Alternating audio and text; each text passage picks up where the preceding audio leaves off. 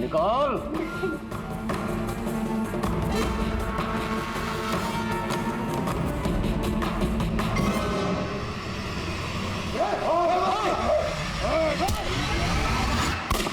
चल चल चल।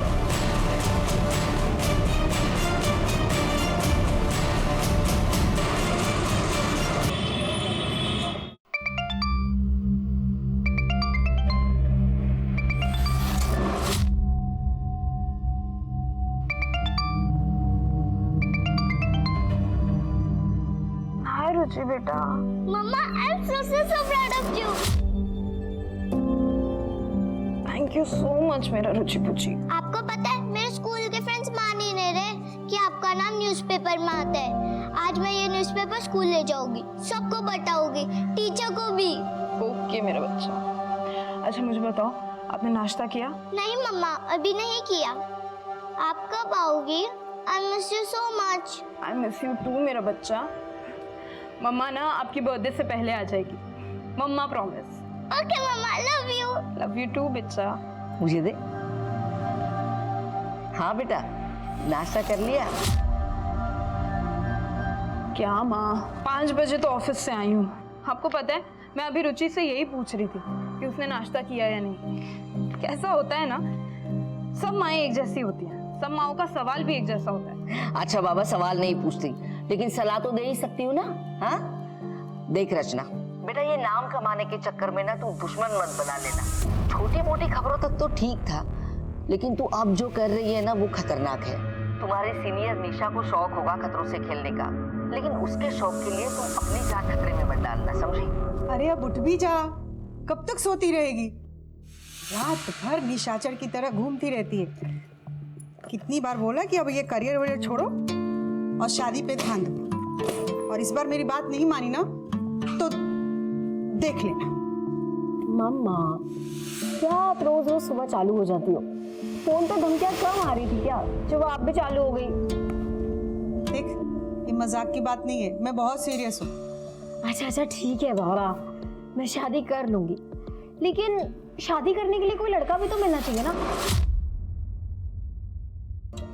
अरे तो वो है ना तेरे ऑफिस में तेरे साथ जो काम करता है, अभिषेक, उसमें क्या खराबी है? कर लो बात, जब देखो फोन ही आते रहते। हाँ, अभिषेक 100 साल जियोगे तुम। एक्चुअली मेरे घर पे ना तुम्हारा ही मुद्दा छिड़ा हुआ है।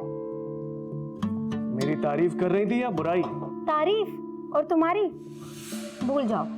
एक्चुअली वो क्या है ना कि मेरी मम्मी मुझे बार बार कन्विंस कर रही है कि मैं तुमसे शादी कर लूं। तो बोलो, करोगे मुझसे शादी?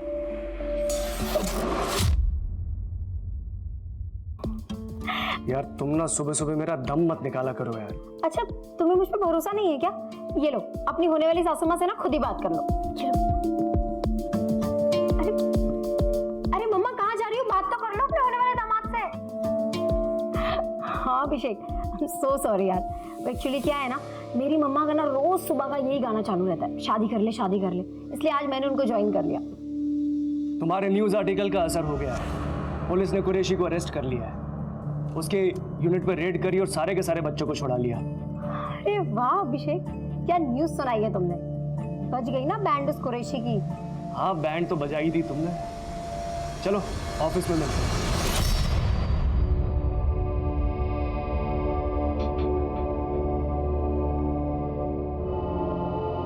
निशा और अभिषेक, तुम दोनों इस बार इलेक्शंस कवर करोगे।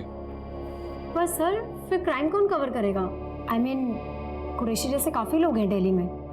तुम्हारी असिस्टेंट रचना करेगी। आई थिंक वो आपसे इंडिपेंडेंट रिपोर्टिंग कर सकती है, and I am promoting her. Hey, congratulations Rachna. Thank you so much sir. You deserve it Rachna. Thanks कहने की जरूरत नहीं, पर हाँ ट्रीट देने की जरूरत है।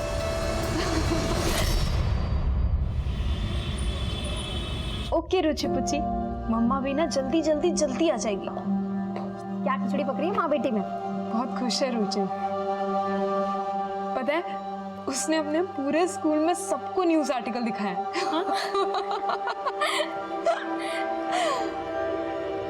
निशा, थैंक यू सो मच यार, तेरी वजह से ये सब पॉसिबल हो पाया। अब इतना सेंटी मत हो, ये बता कि रुचि को दिल्ली कब लेके आ रही है? हाँ, अब स्कूल्स में बात की है काफ़ी, होपफुली नेक्स्ट एकेडमिक ईयर उसका यही होगा। वो सब तो ठीक है, लेकिन मेरी ट्रीट मत भूल जाना। वापस आने के बाद बहुत बड़ी ट्रीट दूंगी, इनफैक्ट पार्टी करेंगे। पर हाँ, उससे पहले तुझे मेरी हेल्प करनी है। हाँ, रुचि के लिए बर्थडे गिफ्ट लेना है, और कल 12 बजे मेरी बस है, फिर टाइम नहीं मिलेगा। मैं एक शॉप जानती हूँ जो 24 घंटे खुली रहती है, ऑफिस के बाद जाते हैं। ग्रेट। क्यों लोंडियो, ज्यादा उड़ रही है क्या? अब के सीधा गर्दन कटेगी, समझ जा तू और समझा दे अपने असिस्टेंट ने भी। भौंकने वाले काटते नहीं हैं। अगर हिम्मत है ना तो नाम बताओ। अरे तू टेंशन मत ले, ये सब तो चलता रहता है। देख, हम ऑफिस के बाद जाएंगे, रुचि का गिफ्ट लेंगे, ठीक है? चल अभी मैं जाती हूँ।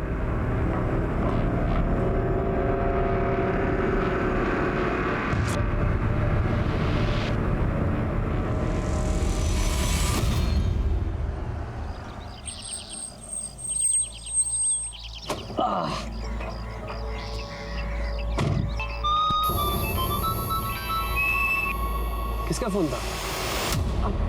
कुछ नहीं यार, बस वही हाई प्रोफाइल जर्नलिस्ट होने के पक्ष बॉयफ्रेंड के नहीं, बदमाशों के कॉल आते हैं मुझे, गालियों से भरे हुए। चलो bye, see you tomorrow. Bye bye. अब वो 5 मिनट लगेंगे, पेट्रोल भरा लूं क्या? नहीं, हाँ हम ऑलरेडी बहुत लेट हो चुके हैं, पहले हमें घर छोड़ दो, उसके बाद जो करना है कर लेना। हाँ, रिटर्न आने में मेरा पेट्रोल खत्म हो जाएगा, मैं फंस जाऊंगा, फिर बस थोड़ा टाइम लगेगा। तो ये दिन भर से याद नहीं आ रहा था कि पेट्रोल डलवाना है? हाँ, और अभी सर्विसिंग के लिए भी दी थी ना गाड़ी। याद था मुझे, पर दिमाग से निकल गया पेट्रोल का। अभी अभी फटाफट भर लूंगा मैं। जो करना है ना जल्दी करो।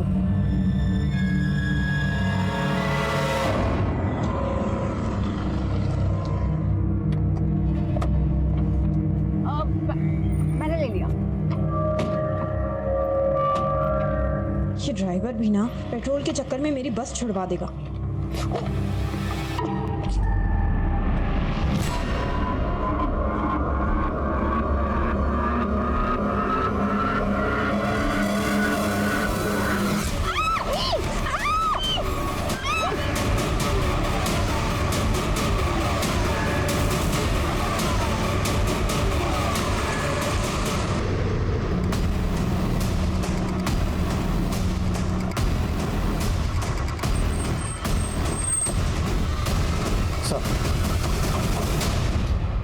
सर, मेरा नाम अभिषेक है। निशा और रचना मेरी कलीग्स हैं सर। यही वो जगह है जहाँ पर हमारे ऑफिस का कैब ड्राइवर विष्णु रोज उन्हें ड्रॉप करता है। उनका घर पास में है सर। सर, जैसे हमारे एडिटर विजय सर ने मुझे रचना को आए कॉल के बारे में बताया। हेलो रचना। अरे अब फोन मिला दिया साली ने। मार के फेंक इसको। मैंने फौरन आपको बता दिया और यहाँ पर आ गया। विष्णु का नंबर दीजिए। तो रचना और निशा का यहाँ से कहीं और जाने का प्लान था? सर, मुझे नहीं लगता, क्योंकि रचना की आज 12 बजे की बस है। वो 2 दिन के लिए अपने घर जा रही है बुलंदशहर। हम तीनों ऑफिस से साथ में निकले थे, फिर हमने रचना की बेटी के लिए गिफ्ट लिया। फिर विष्णु ने मुझे घर ड्रॉप किया और निशा रचना को लेकर निकल गया। सर, विष्णु का नंबर तो बंद आ रहा है। ये विष्णु कैसा आदमी है और आपके ऑफिस में कितने अरसे से काम कर रहा है? 1 साल से सर, और 1 महीना पहले उसकी वजह से हमारे ऑफिस में बवाल हुआ था। विष्णु, ये जो रियर व्यू मिरर है ना, ये पीछे गाड़ियां देखने के लिए होता है, समझा ना? नहीं साहब, वो मैं पीछे देखने के लिए सेट कर रहा था। ओह गॉड, इज ही ड्रंक? तूने पी रखी है ना? नहीं। विष्णु निकल जाओ यहाँ से अभी के अभी। साहब, मैं हाथ जोड़ के माफी मांगता हूँ, दोबारा ऐसा गलती नहीं होगा मुझसे। साहब बोलो ना आप, मैं माफी मांगता हूँ, मैं दोबारा गलती नहीं करूँगा। एक चांस और दीजिए प्लीज। तो निशा ने उस वक्त तो माफ कर दिया विष्णु को, लेकिन हो सकता है विष्णु के मन में कहीं खटास रह गई और उस बेइज्जती का बदला उसने अब लिया। हो सकता है सर। सर, लेकिन आप प्लीज़ निशा और रचना को जल्दी ढूंढ लीजिए सर। निशा की माँ का रो कर बुरा हाल है। रचना की माँ को तो मैंने अभी तक बताया भी नहीं है। बेफिक्र रहिए, हम पूरी कोशिश कर रहे हैं। विशाल सर। विष्णु का पता लगाओ। जी सर। सर, प्रेस वैन का रजिस्ट्रेशन नंबर मैंने हर टोल नाका और चेक पोस्ट पे भेज दिया है। सभी टोल नाका की सीसीटीवी स्कैन करो, बैरिकेडिंग करवाओ और हर गुजरने वाली गाड़ी को स्कैन करो। सर। सर, आसपास कहीं भी सीसीटीवी नहीं है। वहाँ कॉर्नर पे एक पान वाले की दुकान है। उसने बताया कि सुबह उसके एक साथी ने लड़कियों की चीखने की आवाज़ सुनी थी, पर उसे कोई दिखाई नहीं दिया।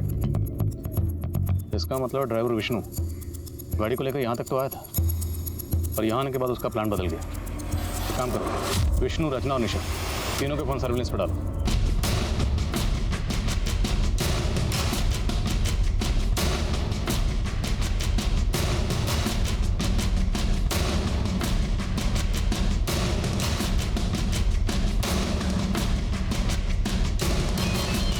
सर जल्दी आइए, निर्मल बाग में कुछ मिला है।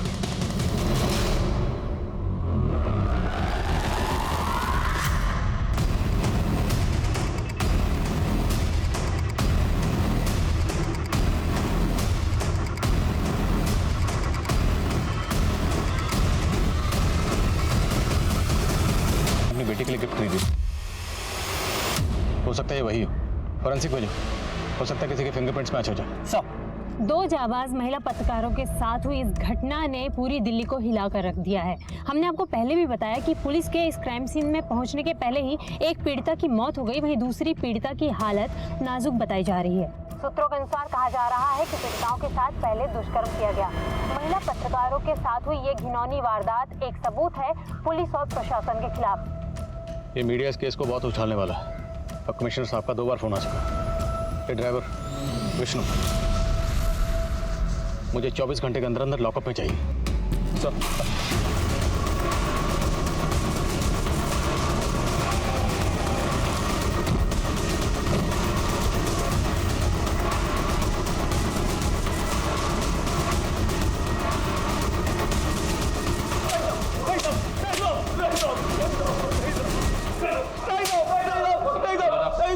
कोई शामिल था तेरे साथ निशा और रचना को किडनैप करने में? मैंने कुछ नहीं किया साहब। मैंने तो दोनों साहब को उधर ही छोड़ा था जहां मैं हमेशा छोड़ता था। तो अपना मोबाइल बंद करके छुप कर क्यों बैठा था?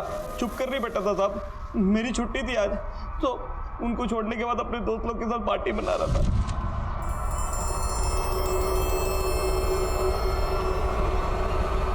अरे यार ये बैटरी भी अभी डेड होनी थी।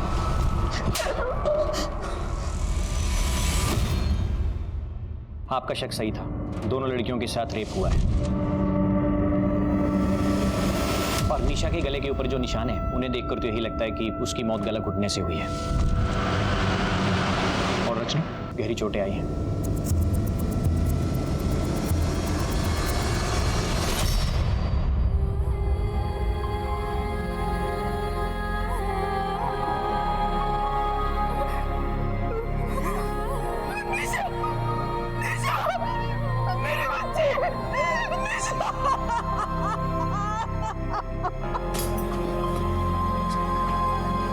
मैडम आप अंदर नहीं जा सकती।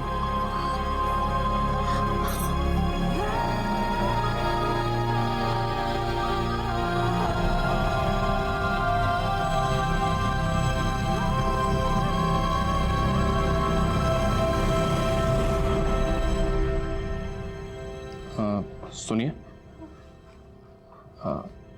माफ कीजिए, मैं जानता हूं ये सही समय नहीं है, पर रचना के बारे में हमें आपसे कुछ बात करनी है, कुछ जानकारी चाहिए।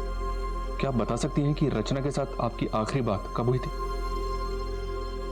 रुचि पुची, गेस व्हाट, मम्मा आ रही है स्पेशली आपके लिए, आपका बर्थडे सेलिब्रेट करने के लिए।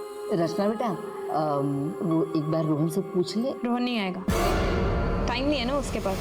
रोहन रचना का पति है? हाँ, पर ये रिश्ता तो सिर्फ नाम का ही है। काफी समय से दोनों अलग रह रहे हैं। रोहन को रचना तो क्या, रुचि की भी कोई फिक्र नहीं है। रोहन और रचना के अलग होने की वजह क्या? कहीं घूमने चले? रचना,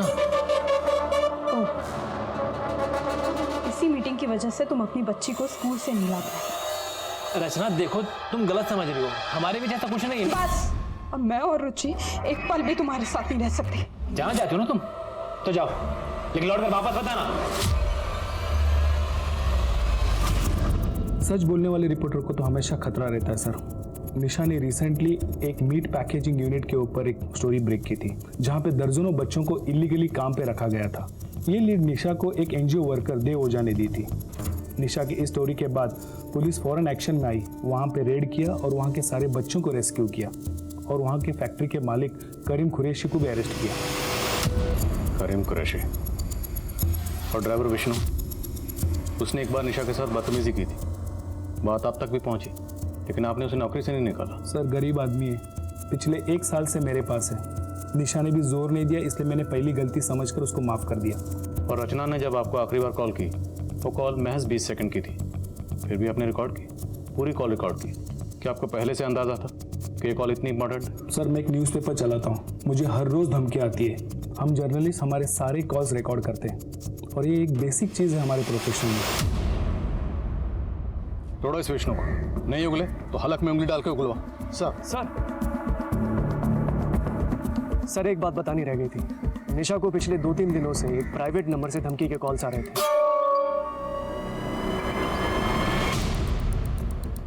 जिस दिन ये हादसा हुआ उस दिन भी।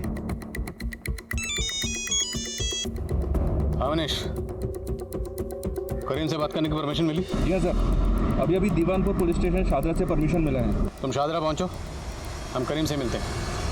साहब, उन गरीब बच्चों को मेरे यहाँ पे काम करके 2 वक्त की रोटी मिलती थी। उनके माँ बाप खुद छोड़ के गए थे मेरे पास में। उन लड़कियों ने जानबूझकर मुझे फंसाया और इसकी सज़ा अल्लाह ने उन्हें दे दी। सजा अल्लाह ने दी या तूने? और अब अपना सारा किया कराया ऊपर वाले पर डाल रहा है। मैं क्या कर सकता हूँ साहब, मैं तो यहाँ जेल में हूँ, लेकिन ज़्यादा दिन रहूँगा नहीं। आज नहीं तो कल जमानत हो ही जाएगी मेरी। जी हाँ सर, कुरैशी की वॉइस रिकॉर्डिंग की, उसकी आवाज़ धमकी वाले कॉल से मेल तो नहीं खा रही है, फिर भी डिटेल इन्वेस्टिगेशन के लिए फॉरेंसिक भेज दिया उसे। और उसके कॉल रिकॉर्ड भी निकला, क्रिमिनल बैकग्राउंड का आदमी है, हो सकता है किसी हिस्ट्री शीटर से करवाया। Right sir. और सर वो निशा की पोस्टमार्टम रिपोर्ट आ गई, उसका गैंग रेप हुआ था और उसके बाद उसकी गला दबा के हत्या कर दी थी। रचना? सर रचना की रिपोर्ट के मुताबिक उसका रेप हुआ है, गैंग रेप नहीं। रचना की हेल्थ अपडेट क्या? Still unconscious.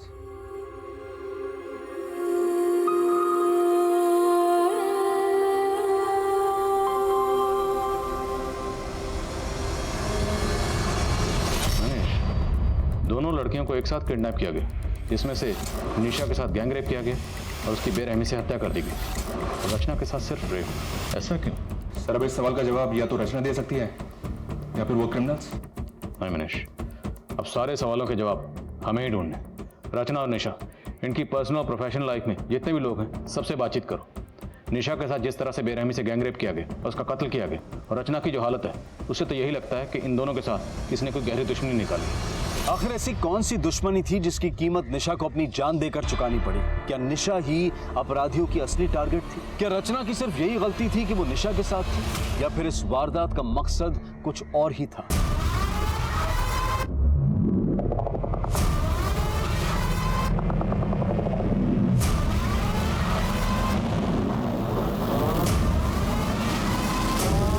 एक बात बता, कि गार्ड ने गोली मारी या तो बात हमारी समझ में आ गई, लेकिन वो चाय वाले ने क्यों मार दिया? अरे हमारे पैर पे चाय गिरा दी थी बाबड़ी बूच ने, पैर गंदा कर दिया था हमारा, मार दिया।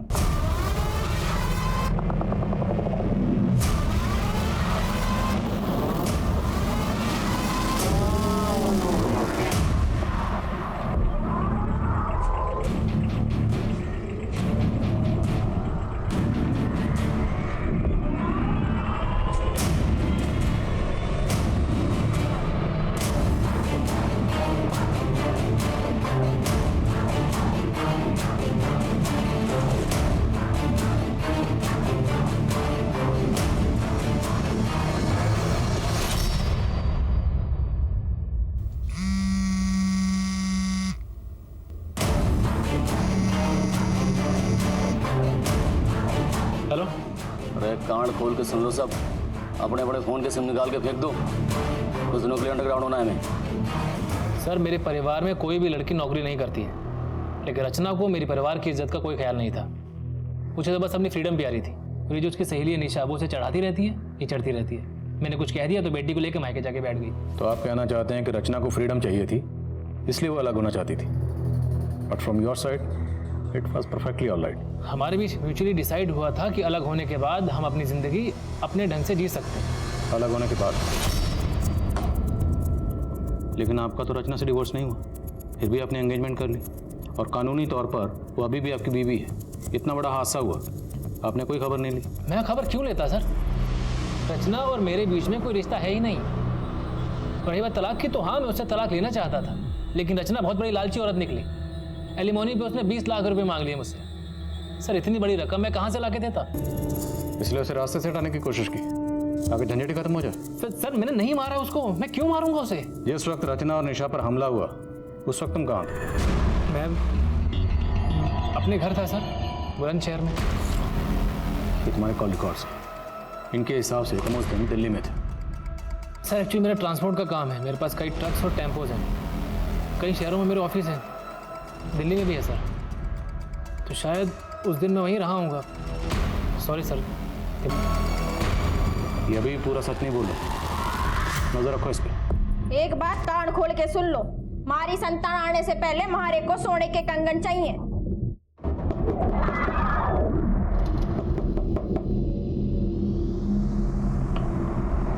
भाई साहब 2 मिनट।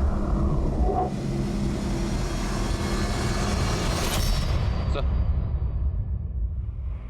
फॉरेंसिक रिपोर्ट आ गई सर। विष्णु और उसके दोस्तों के वॉइस सैंपल्स किडनैपर से मैच नहीं हुआ। विष्णु ने कुछ और बताया। विष्णु का कहना है कि सर जिस दिन क्राइम हुआ था उस दिन निशा और रचना अपनी डेली रूट से घर नहीं गई थी, काफी घूमी थी। वो सनशाइन एनक्लेव वाला रास्ता लिया था।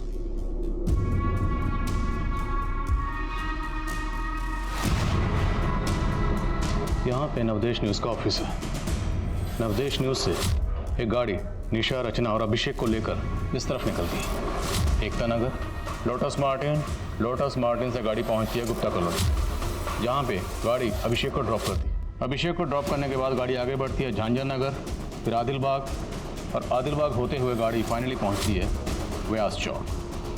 निशा और रचना दोनों लड़कियां ड्रॉप होती हैं और इसी पॉइंट से दोनों लड़कियां किडनैप भी होती हैं। फिर यहाँ से 6 किलोमीटर आगे ईस्ट में निर्मल बाग से की गई। नवदेश न्यूज से सनशाइन एनक्लेव वाले रूट के सीसीटीवी एक बार फिर से स्कैन करो। अगर कोई गाड़ी आधे रूट तक भी फॉलो कर रही है उस गाड़ी की डिटेल निकालो। I am sure break through इसी रूट में कहीं पर। और एक बात सर, ये कुरैशी के कॉल रिकॉर्ड भी स्कैन किए, क्लीन है। कुरैशी की कंपनी की निशा को टिप किसने दी थी?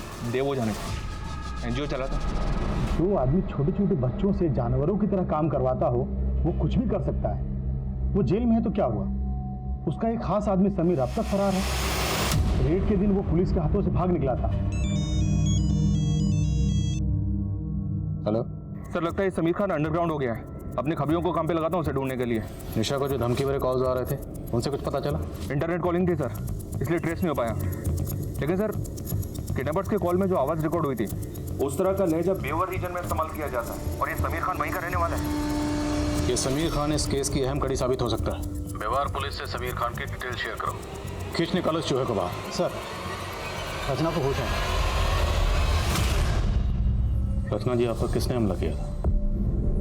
4 लोग थे सर, अचानक पीछे से आए और घसीट कर ले गए थे सर। फिर की वजह से लोग डर गए। जो निशा के साथ रेप कर रहे थे उन्होंने मेरी आंखों के सामने उन्होंने निशा का गला घोट कर मार डाला और उसे चलती गाड़ी से भेज दिया। और उसके बाद उन्होंने मुझे भी मारने की कोशिश की। मैंने उनमें से एक के हाथ पर काटा, खुद ही चलती गाड़ी से कूद गई।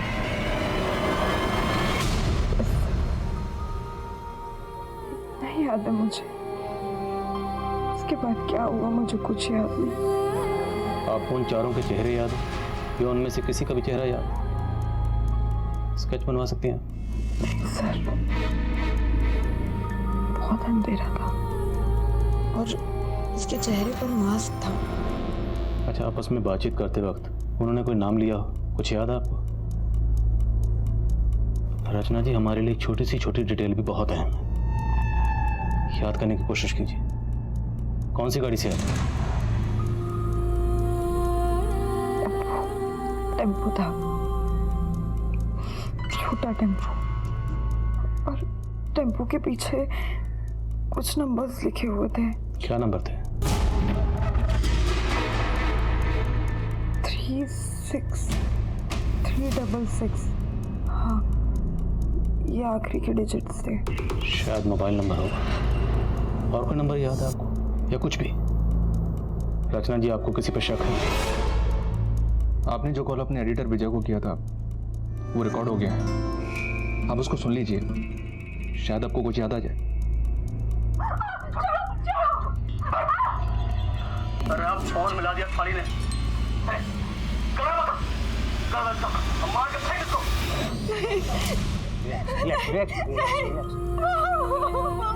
कुछ नहीं बेटा, कुछ नहीं। सभी लोग मेरे साथ बाहर आए। रचना अभी भी ट्रोमा में है।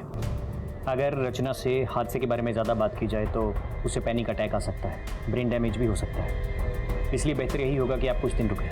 Let her recover first. Excuse me. देखिए, हम नहीं चाहते कि आपकी बेटी को कोई भी तकलीफ हो, लेकिन अगर रचना कुछ भी बताए या उसे कुछ भी याद आए तो प्लीज़ हमें इन्फॉर्म करिए। मनीष सर, एरिया के जितने भी टेम्पो वाले हैं सबको राउंड ऑफ करो। देखो, ये 5 डिजिट किसके मोबाइल के, और बदरपुर इलाके में क्राइम वाले दिन की जितनी भी फुटेज है उसे दोबारा स्कैन करो। ये टेम्पो उसमें ज़रूर मिलेगा। ये विष्णु और कुरैशी इनके कॉल रिकॉर्ड्स फिर से स्कैन करते हैं, हो सकता है ये नंबर उनसे जुड़ा हो। RTS यानी रेप ट्रॉमा सिंड्रोम, ये एक मानसिक स्थिति है जिसका रेप विक्टिम पर काफी समय तक असर रहता है, और रचना भी इसी ट्रॉमा से जूझ रही थी। इतना ही नहीं, रचना ने अपनी आंखों के सामने अपनी दोस्त निशा को मरते हुए भी देखा था। रचना की मानसिक स्थिति काफी नाजुक थी। एक रेप विक्टिम के लिए रेप इंसिडेंट को बार बार याद करना काफी तकलीफदेह होता है। ये रचना की हिम्मत थी जो ऐसी हालत में भी वो पुलिस को एक नंबर का क्लू दे पाई। लेकिन पुलिस के सामने अभी कई चुनौतियां थी। ये देखना अभी बाकी था कि ये 5 नंबर्स पुलिस को इस केस में कहां तक ले जाने वाले थे। सर, मैंने सारे सस्पेक्ट और इस केस से जुड़े सभी लोगों की सीडीआर चेक की, लेकिन कहीं भी कोई ऐसा नंबर नहीं मिला जिससे लास्ट में ये 5 डिजिट हो, 36366। सर, मुझे भी ऐसा कोई टेम्पो नहीं मिला जिस पे ये लिखे हो 36366। किसी भी टेम्पो पर नॉर्मली किसका नंबर लिखा होता है? मोस्टली तो ओनर का ही होता है सर, कभी कभी टेम्पो पे ओनर के ऑफिस का लैंडलाइन नंबर होता है। हम लोग मोबाइल नंबर ढूंढ रहे हैं, शायद लैंडलाइन नंबर हो। एग्जैक्टली। अभी हमें इतना तो पता है कि ये क्रिमिनल जो भी है वो व्यवहार रीजन में कहीं से है। तीनों जिलों के एसटीडी कोड निकालो, उन एसटीडी कोड के साथ ये 5 डिजिट मिला के डायल करो। अगर ये किसी का लैंडलाइन नंबर है तो कहीं ना कहीं घंटे जरूर बजे। बैठ जा। देखो भाई, 2 दिन में निकलना है हमें, सब लोग तैयार रहना। हमारी बात मानो तो ये सुपारी वाला काम ठीक ना है, और चोरी चकारी लूटपाट ठीक है अपने लिए। अरे मेहंदी, हट रही है क्या थारी? हैं? तू ना एक काम कर, तू ना जनानियों में रह भाई, ठीक है थारे लिए। जो चोरी चकारी तेरे बस का काम ना है। पिकअप वैन पहुंच रही है, मेरे फोन का इंतजार करना।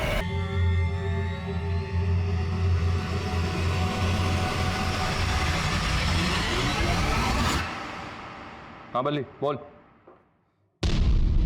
अच्छा, ठीक है, नजर रखो उस पर। समीर खान का पता चल गया, उठाओ उसे। सर,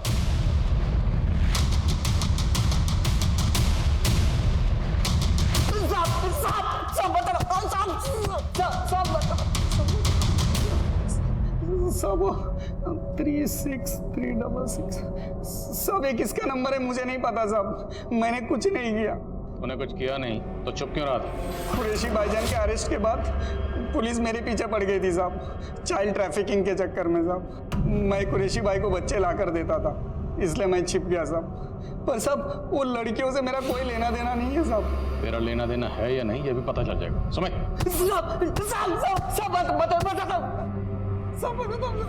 निशा को मैं धमकाया था साहब, पर मैंने कुछ नहीं किया साहब।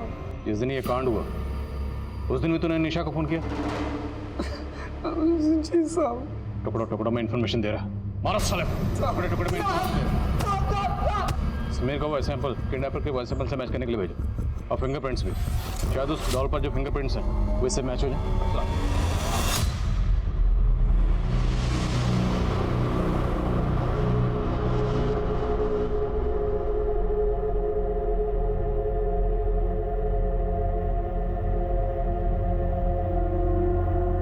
मम्मी, ये सब क्या लिखा है आपके बारे में?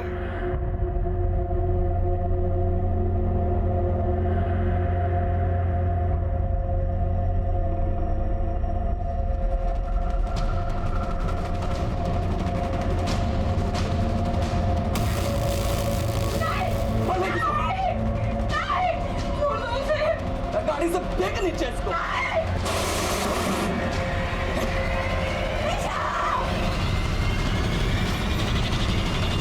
सर हमने 36366 नंबर के साथ नाम हतिन और नू के एसटीडी कोड्स लगाकर कॉल किए। इनमें से 2 लैंडलाइन नंबर चालू हैं। एक नंबर डॉक्टर पुजारी का है और दूसरा जमाल शेख का है, जो मवेशियों का व्यापारी है। उठाओ इस जमाल शेख को। हो सकता समीर ने इसे इसके टेम्पो को हायर किया। सर जी 2 गड्डी है हमारे पास, दोनों ने ना आज तक हरियाणा बॉर्डर क्रॉस ना किया, कोई काम ही नहीं पड़ता। तेरे बाप ने तो ये 3 टेम्पो दिए थे विरासत में, भूल गया क्या?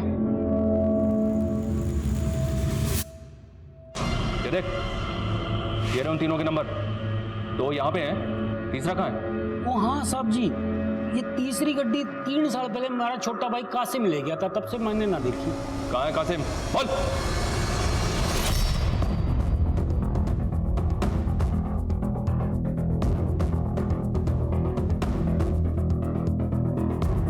सर गांव वालों ने कंफर्म किया है कि कासिम पिछले कई सालों से गांव में नहीं आया।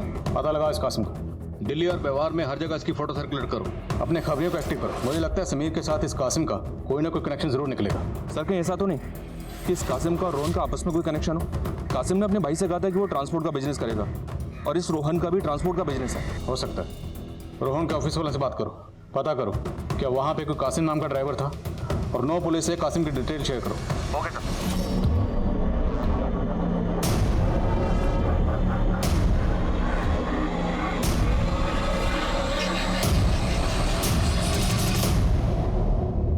समीर के वॉइस सैंपल्स तो किडनैपर के बेवारी एक्सेंट से कुछ हद तक मैच करते हैं, लेकिन डॉल पर मिले फिंगरप्रिंट्स समीर के फिंगरप्रिंट से मैच नहीं करते। हो सकता है समीर ने कासिम को सुपारी दी। समीर और कासिम के बीच में कोई कनेक्शन? जी नहीं सर, समीर हातिन जिले का रहने वाला है और कासिम नू का। हम घूम फिर के फिर वहीं पर आ गए, 0 पे। सर साउथ दिल्ली में एक रेप केस दर्ज हुआ, बीपीओ लड़की का।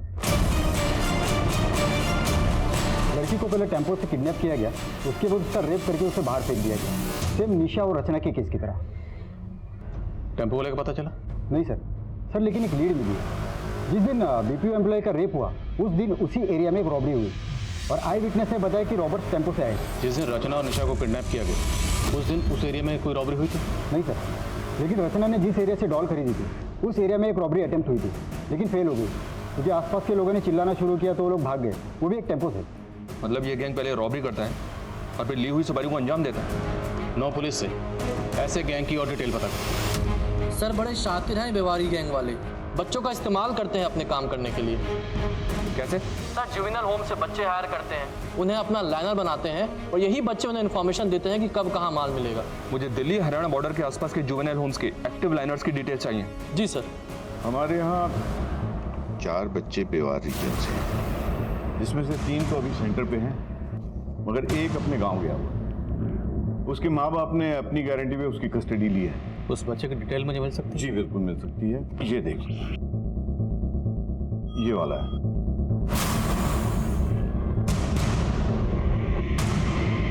रघु नाम है ना तुम्हारा? डरो मत, तुम मुझे जो भी बताओगे वो हम दोनों के अलावा किसी को पता नहीं चलेगा, तुम्हें कोई नुकसान नहीं पहुंचेगा। सर बैंक में सर कब कितनी सिक्योरिटी होती है, कब बैंक में लोग कम होते हैं, ये सब पता करना मेरा काम था सर। मैं ही उन्हें जानकारी देता और वो चोरी करते हैं। लेकिन सर वो रेप और मर्डर से मेरा कोई लेना देना नहीं है, मैं कुछ नहीं जानता हूँ सर उसके बारे में। हमें पता है कि तुम उस सब में शामिल नहीं हो। तुम एक काम करो, जितने भी लोग थे ना उन सबके नाम यहाँ पे लिखो और उनके बारे में जो भी जानते हो वो सब।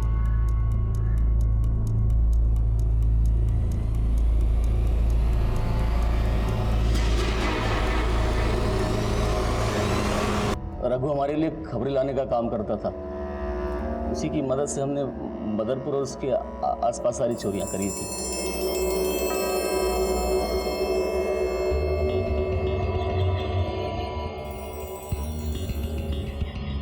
हेलो भगवान दादा, माल उतर गया है और बैंक में भीड़ भी कम है, आप लोग आ जाओ।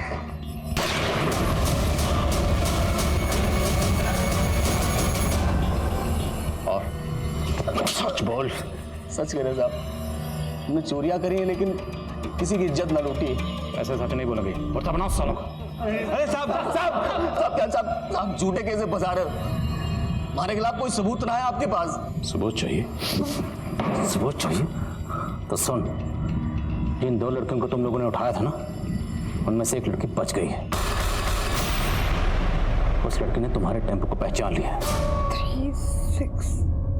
36366 और टेम्पो के पीछे जो नंबर लिखा था उससे हम पहुंचे जमाल तक, और जमाल ने बताया कि वो टेम्पो उसके भाई का है, कासिम का। कासिम कौन? ये निशा और रचना की सुपारी किसने दी थी? समीर ने, रोहन ने या किसी और ने? साले मेहंदी, एक काम ढंग से ना होता थारे से। साले मेहंदी लगा के ना घर पे बैठ जा। ये चोरी चकारी ना थारे मतबल का काम ना है। गलती हो गई भाई, माफ कर दे। साले थारे गलती के चक्कर में ना पकड़े जाते आज। आज चुप हो जा भाई। लूट नाकाम के हो गई, लड़ने लग रहे आपस में। शांत बैठ।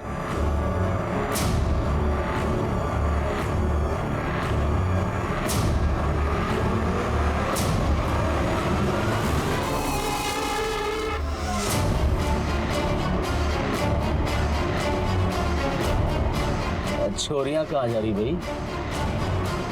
गुस्सा निकालना है तो इनको निकाल ले। क्या भाई साहब, ये सब काम हम थोड़ी ना करें। बवाड़ मचेगा, फंस जाएंगे। ये तो कौन फंसावेगा हमें? चल लगा ले वैन के पाछे। धन का सुख तो मिला ना, धन का सुख ही ले लेते हैं।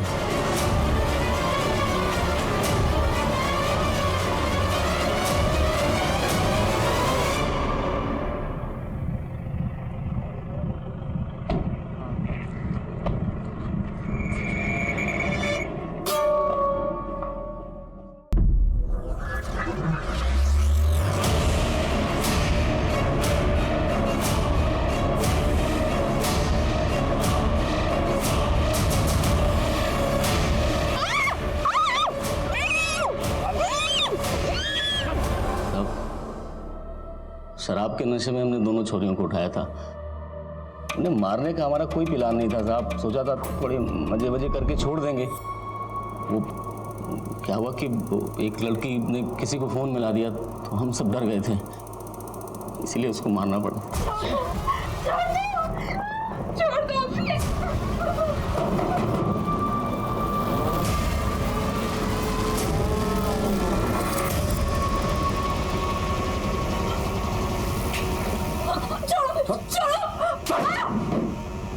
अरे आप फोन मिला दिया साली ने।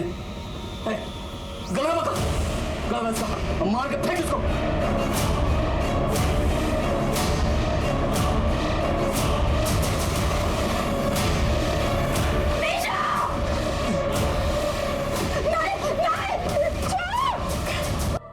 पहली बार हुआ है सब तो। और वो बीपी वाली लड़की? सब हौसला बढ़ गया था हमारा। पैसे और छोरियों दोनों के मजे लेने थे हम सबको, इसलिए हमें न लगा था कि कभी पुलिस हमको पकड़ पाएगी। मैं सोचा था कि इसी तरह पैसे लूटेंगे और छोरियां उठाएंगे, मजे करेंगे। तुम लोगों को एहसास है, तुम लोगों के पल भर के मजे ने किसी की पूरी जिंदगी को बर्बाद कर दिया। मजे करोगे तुम लोग।